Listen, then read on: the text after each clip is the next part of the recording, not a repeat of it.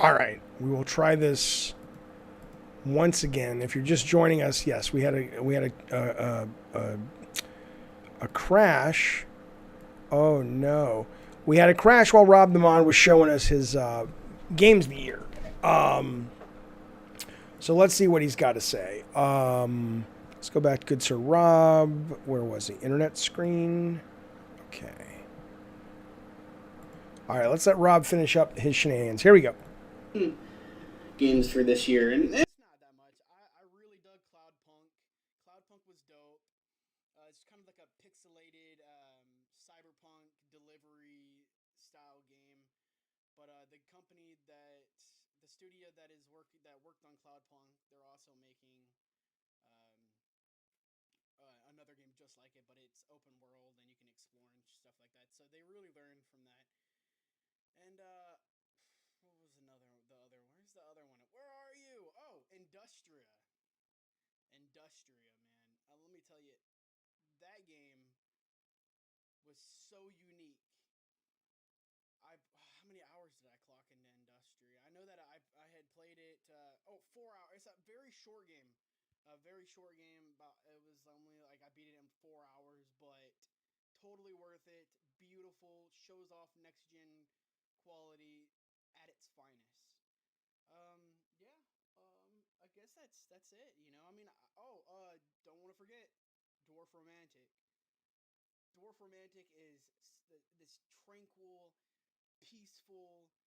You play it and you don't have to think. You just go into a game and you're just locked in. It's so quiet and, like I said, it's peaceful. It's a peaceful game. It's like Stardew Valley. Are you guys not hearing? Like wait, Minecraft. Are you guys not hearing Rob?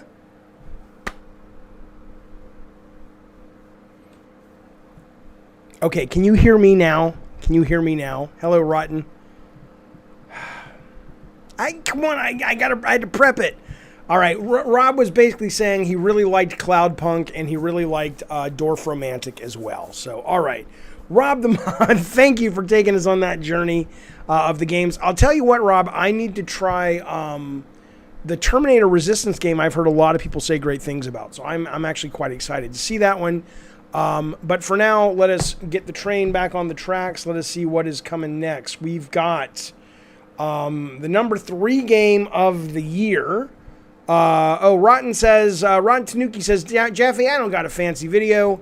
My top 3 are Resident Evil Village is number 3. Number 2 is Cyber Shadow, which I was very much looking forward to Cyber Shadow, and I just did not like it. But I know a lot of people very much did. And then there is his number 1 is Fortnite Chapter 2 Season 5. Rotten, you might not have to give me a little more details on that one. Is that the one with, who was that, Spider-Man? What was that? That was a long video, Rob. That's why I said keep them under 2 minutes. But, that's okay. I'm cutting out. Oh, my God. Am I really cutting out, Lori Dyson? Who else hears I'm cutting out? And then Rob also mentioned Observer on PS, PlayStation from Team Bloober is another game he's really vibing with this year. Okay. Let us get to number 3. Let's bring the train back out. Let's bring the train back onto the tracks. Come on now. Here it comes. Hang on. I'm doing the whole fucking thing.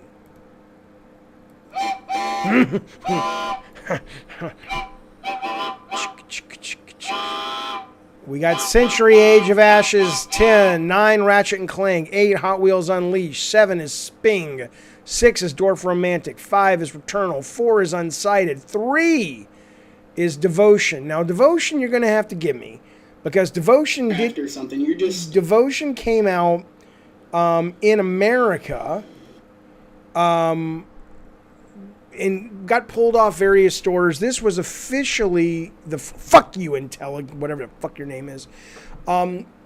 This was officially the first time you could really buy it. They'd sold it on their own store. It's not taken down. This was the game that the Chinese government was like, get that off Steam and get that off Good Old Games and on because it made fun of Winnie the Pooh, President G, whatever. I adore this game. It is easily the best. Oh yeah, It is easily the best horror game of the year. Devotion is easily the best horror game of the year. And it's also just one of the best games of the year. It is emotional. It is disturbing. It is very much about something, which the best horror usually is. It's not usually like, oh, it's just monsters. Like, I mean, maybe one could argue, like, I like Resident Evil a lot. I love the series. But I personally don't think that Resident Evil is horror as much as it is action with horror trappings. This horror is disturbing because it's about something we can relate to. And this is really, underneath all of it, seems to be about parenting and about a devotion you have to a kid and how far you're willing to go for that kid and your family. And it's also got some really graphic, gory shit.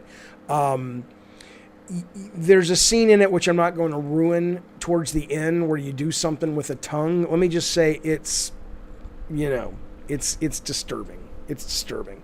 But it's great. Devotion is number 3. Okay. Number 2 game of the year for me is the Halo Infinite. Now, I am not, as a lot of people might know, I am not a big Halo guy. I am not a big online shooter guy. That is not why I like this. I probably liked it because I'm not those things. And this game was a breath of fresh air in the shooter genre, in that for a lot of people it was a return to form. Since I never spent much time with Halo because I was more of a PlayStation guy back in those days, it wasn't new to me, but it was newish enough to me that I was like, holy shit, this is what I had been looking for. I had not enjoyed an online shooter as much as in Halo since like the very first Team Fortress 1. So the cadence of the firefights, the time to kill, the motion, the movement, and the campaign, I'm still coming back to this game all the goddamn time. And they're doing a lot with their events. I'm enjoying that. Absolutely fantastic game, both campaign and multiplayer. Halo is easily, happily my number 2 game. One of the things I played most this year was this title. Totally Sick of Onion says he's been a member for 15 months. Thank you, buddy. You know I appreciate that. He has said his number 1 game of the year is Pong. It's the classics never go out of style, I assume. But Tony Barnes is here. Tony Barnes says, I've been an Xbox guy since Jump, and I have played every Halo. Never liked them. Sounds like I should check this one out. I can't speak to that, Tony. What I can say is I like this game in the moment-to-moment gameplay between you and your opponents. You have enough time to think and change strategy, and you don't have a lot of time. But so many more of these games, so many of these games tend to be about, did I see you before you saw me? And this is a little of that, but it's a lot more we see each other and who's gonna deal with that relationship best in the 5 or 6 seconds we have before one of us is dead. And in that window to breathe, it really is quite mentally engaging for me. Okay.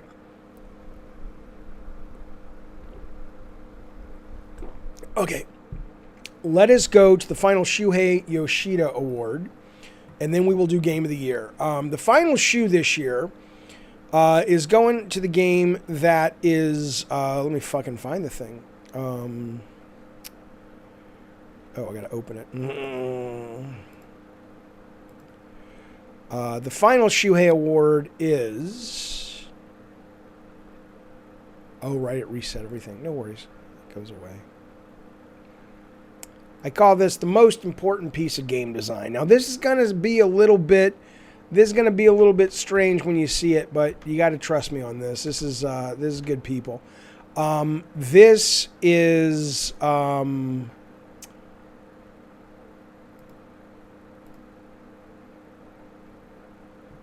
Guardians of the Galaxy. So I am not talking about Guardians of the Galaxy in regards to the moment-to-moment combat and things like that. I thought that was great. It was enjoyable. It was fun. And Miles Morales, I think, did this as well in some ways, but I think Guardians really cinched it. what it is that I loved about this game, that I just adored about this game, was for so long. Let me put this on loop because I know it's gonna fuck up the last thing. For so long, you had games. You had games doing just in the action, right? I mean, back in the day, Pac-Man, Asteroids, whatever. And then you started having games try to sell stories, in between. I'm not telling you anything you don't know, but I'm going somewhere with this. Cutscenes and whatnot. And then you started to have, and I worked on a game which was God of War, which was, I think, not the first, but one of the first that was really getting into trying to make the game and the story come together. And over the years, especially with Sony first party, they've done probably the best at starting to try to merge those, if we're not talking about stuff like Unpacking, where the story is the gameplay. But what was great about this game was, and why I consider it the most important game design, is unlike, say, the Naughty Dog games, or even the last God of War, which is very, I love those games, but they're very Oscar baity. They're very emotional to the point that they're not subtle. It's clear what they're subtle, but their heavy subtlety is almost not subtle, like what they're trying to do, what they're trying to be. What I think was great about this is it captured that blend of Marvel storytelling and angst and pathos and good characterization. All of that was there, but it didn't feel heavy. It didn't feel like it got in the way of a great fucking time. It felt like they understood how to do what big budget movies do now, which is somehow, and it's through gameplay. When you get to play, what's the kid, or Star-Lord, what's his actual fucking name? Whatever his name is. When you play him when he's 13 and he's dealing with his mom and he's walking around the house. Yes, in Last of Us Part 2, you can walk around Joel's house and see pictures of Ellie and all that, and there are some nice moments in that. But in this, it feels more engaging to do, it feels more fun to do, and it feels more it doesn't feel so somber and slow. It still kind of manages to keep the pace of the game and the cadence of the game even while you're experiencing stories. So I think, and I need to go back and try to figure out how the fuck they did some of that, but I absolutely think this is an important game for design in that, because I think, we know Last of Us sells great, God of War sells great, but fact of the matter is, the average person doesn't want everything they play to be so heavy. And it's really cool to see a great game, plays well, commercial, and also has some of that meat. It's not just mouth breather stupid like a Call of Duty game. No offense to Call of Duty campaigns. But it still has some heart to it. So I fucking loved it. I thought it was great. I would say most important game design of the year goes to Guardians of the Galaxy. Okay. And maybe that's the best way to articulate it. Maybe it's the writing. I don't think the writing was brilliant, but the writing was good enough. But what was brilliant about it was how the design integrated the writing into the moment-to-moment gameplay. People are asking about Shu's chin. Nothing's wrong with Shu's. He's just eating. I agree, Dave. I loved Guardians of the Galaxy. Thing with Shu is, Shu has a very thick accent, right? But if I were to do Shu, it would sound like I was being racist, because if you mimic Shu's voice, it's exactly what you would expect. His voice feels very much like a guy who was raised and bred in Tokyo, and he comes to America and he speaks perfect English, but he's got a very thick accent. But if I were to speak like Shu, people would not take kindly. So it wouldn't be racist. It would just be because that would be how he speaks. Okay. Final. I don't disagree, Rotten, that accents are not racist, but you know how people are, and I don't want to fucking deal. I don't want to deal with their shit today, pal. Oh, I'm not getting y'all's chats on the screen. That's okay. You know who you're talking about. I don't know. All right. Let's bring that train back out and get the number one game of the goddamn year. Hang on. The number one game to me of the year, and like I said at the beginning of this, This is personal. When I first saw this game, I was very surprised because I thought this was going to be an absolute massive smash. And I'm sure it made its money back. It was only made by one dude. I don't imagine this is cost much to recoup. He's been on the show. We've interviewed him. This game. So when I first got in the industry, I was obsessed with action movies, and I still am, and I love things like Speed and Die Hard and Raiders of the Lost Ark and all that stuff.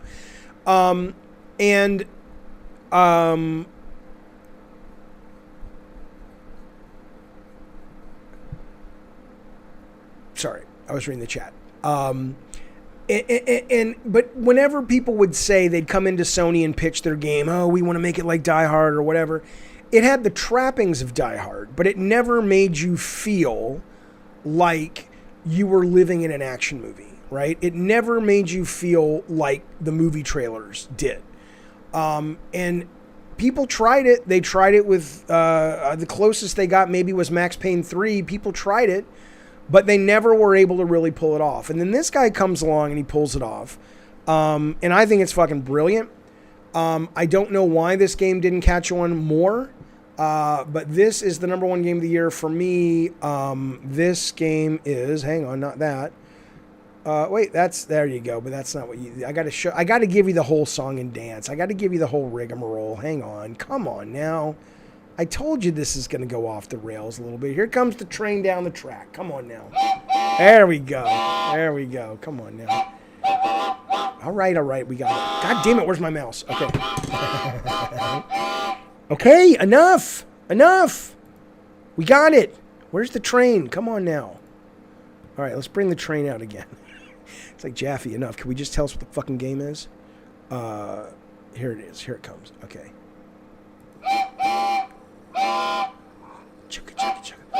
Number 10, Century of Ashes. Number 9, Ratchet and Clank. Number 8, Hot Wheels Unleashed. Number 7, Sping.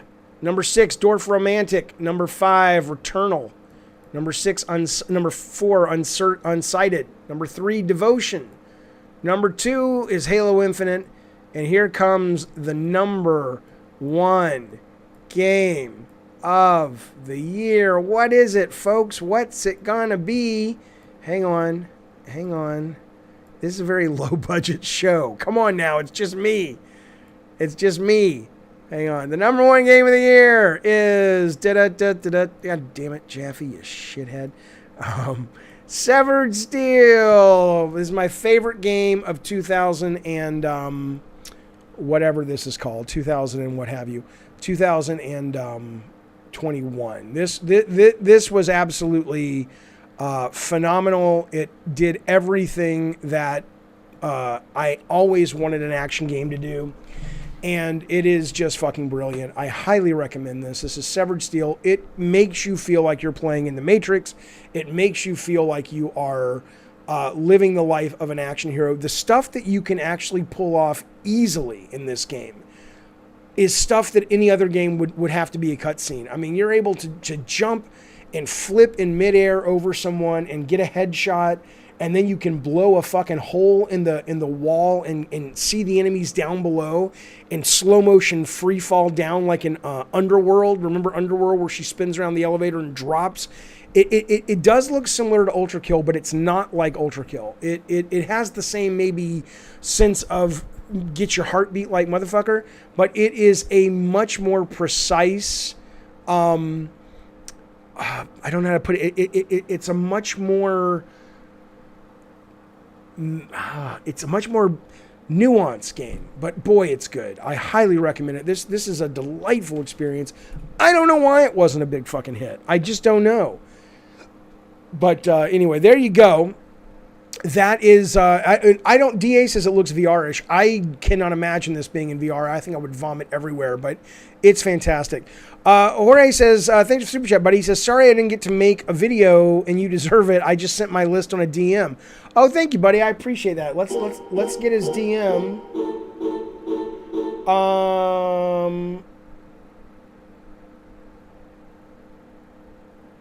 Is that you're Yorch, right? Because I know you have two different names.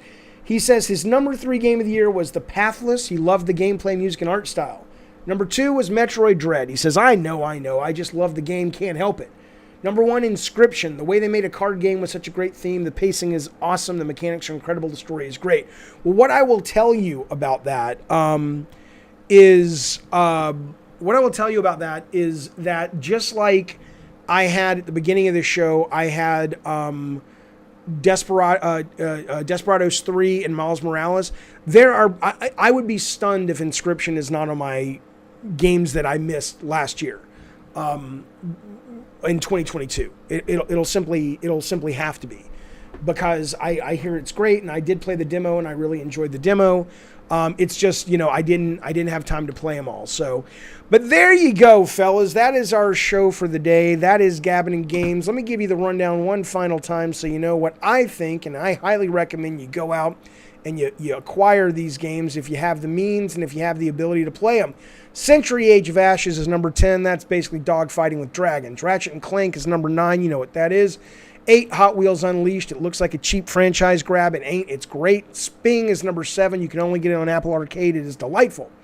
Spazbo, did I miss yours? No. I'll go back to yours in a minute if I did. Number 6 is the wonderfully cozy Dwarf Romantic. Number 5 is the incredibly cool Blade Runner of video games, Returnal. Number 4 is the game no one saw coming, Unsighted. You get it? It's a pun, but boy, it's great. Number 3 is the dark, creepiest, best horror game of the year, and one of the best games of the year is Devotion. Number 2 is the great, surprising, addictive Halo Infinite, and number 1 is Severed fucking Steel. Let me see. I could have sworn we did Spaz, but it's been one of those shows. Maybe yours was right about at the top. I thought we did, but if not, fuck it. We'll do it again. This is Spazbo's top 3. Where did it go? Wait, where is your Spaz? I put him up here. Hang on.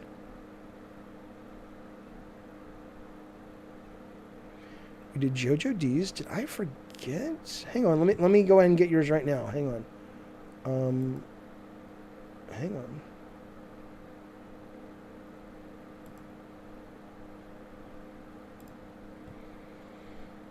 All right, we are going to play. We're just going to put it on the YouTubes. Hang on a second. All right, there's Severed Steel. These are our very own Spazbo's top games of 2021. Let's go big screen. Let us tell the train. Thank you, train. Bye. Bye, Taylor. All right, there she goes into the tunnel. Okay, so let us take a look at Good Sir Spazbo's titles of the year. Internet browser. Let me just change the screen. There we go. All right, here we go. This is Spazbo's. Now, I don't know what this first game is. He didn't put... Oh, is this... this is... It Takes Two. Okay, here we go. This is top games of the year. Here we go. My top games for this year is for co-op, It Takes Two, multiplayer, Halo Infinite, action-adventure is Metroid Dread. Yeah. My favorite VR game is Resident Evil 4 VR. Indie game is 12 Minutes. And my favorite racing game is Hot Wheels Unleashed. You goddamn right. Those are my top games of 2021. And those are pretty goddamn good. Those are pretty... What is this? What karate? What is this? Oh, Kung Fu. Neo versus Morpheus. Right. Yeah, those are pretty good selection, obviously. And again, we played some Hot Wheels, and we really... I enjoyed playing with you. It was good. Mr. K, thank you, buddy. He says, extra ducats for all the work you put into this. Thanks, bud. You practically had a coronary making the show. Stone stream later. Maybe I'll do something later, but I'm going to take my kid driving tonight. She's learning how to drive. But I appreciate it. Thank you so much for that, man. Jojo D says, crap, let me do it because I love her, because we might fight for her. What the fuck are you drunk again? Are you drunk again? God damn, sir. Am I streaming later tonight? I might, but I definitely am back tomorrow with normal Gabbin' and Game show. We've already got a lot of shit to talk about tomorrow. Hang on a second. Let me move this out of the way. Let's get the train out of here. Choo-choo, motherfucker, choo-choo. I will be back tomorrow. We got a lot to talk about. We've got, there's a tweet that Jeff Ross of Days Gone put out that I definitely want to talk about.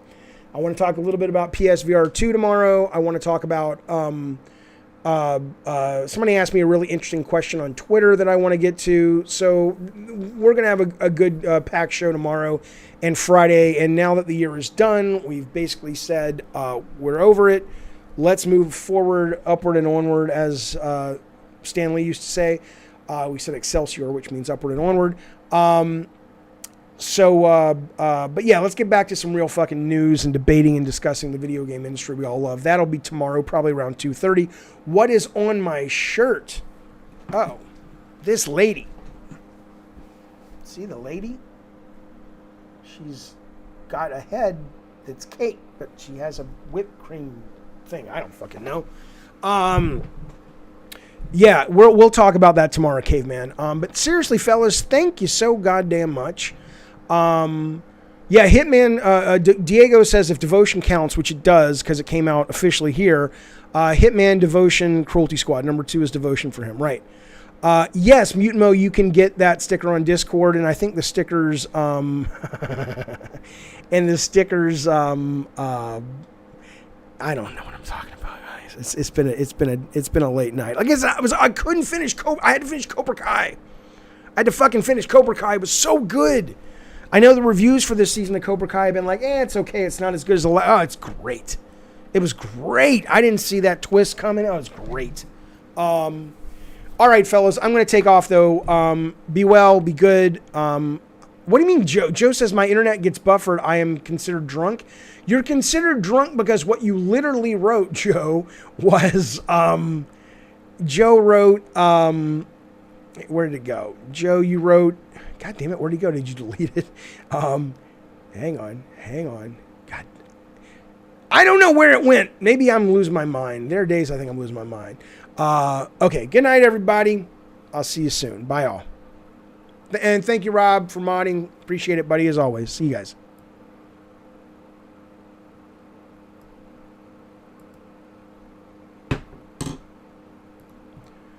Goodbye, everybody. I am French. Goodbye.